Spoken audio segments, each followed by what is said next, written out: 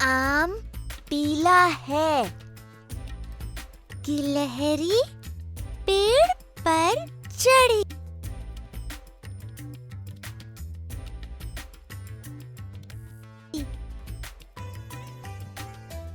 आम पीला है।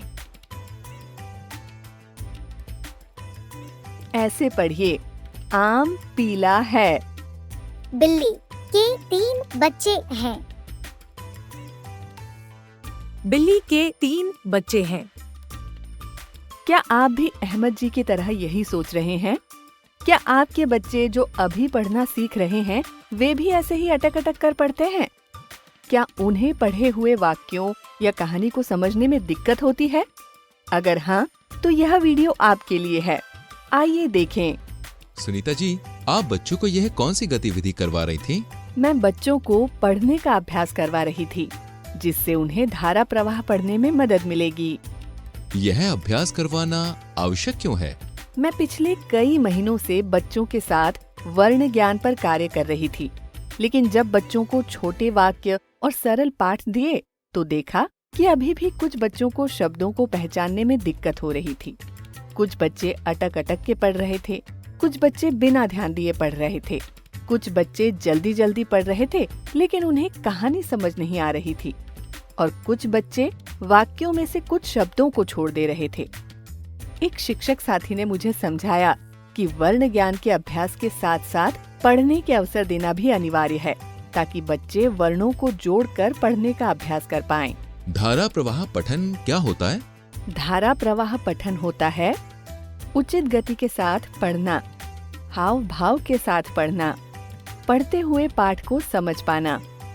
आइए एक एक कर इन बिंदुओं को जानें। उचित गति का मतलब है न ही बहुत तेज गति या धीमी गति, बल्कि उचित गति से पढ़ना जिससे कि पाठ की समझ बन सके। हाव भाव का मतलब है किसी भी लेख को इस तरीके से पढ़ना जैसे कि हम बातचीत करते समय हाव भाव का इस्तेमाल करते हैं। इसमें विराम चिन्हों और शब्दों के भाव को समझकर उतार चढ़ाव के साथ पढ़ना शामिल होता है। कक्षा 1 और 2 के लिए हाव भाव से पढ़ने की बात मुझे कुछ स्पष्ट नहीं हुई। आज हम एक कहानी पढ़ेंगे। हमने यह कहानी कल पढ़ी थी। आप सभी अपनी किताब के पेज संख्या 102 खोलिए। सभी एक एक वाक्य पढ़ेंगे। चलो अली, तुम पढ़ना शुरू करो। ईला ने मीना को कहा, रीता तो बहुत बुरी है। इसके पास मेरे पैसे हैं। रीता मेरे पैसे नहीं ला रही। अच्छा समीना, अब तुम पढ़ो। मीना बोली, इतने पैसे रीता ने तुमसे कब लिए? इतने में रीता आई। रीता बोली, लो पैसे ले लो।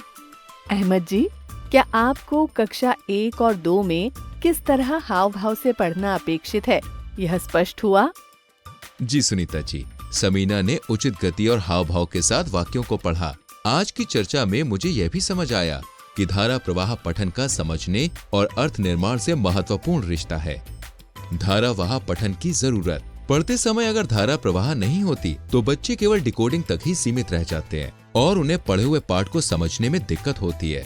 जो बच्चे धारा प्रवाह से पढ़ते हैं वह पढ़ने के लिए प्रेरित होते हैं। धारा प्रवाह पठन के विकास में मुखर वाचन और साझा पाठन जैसी गतिविधियां मदद करती हैं।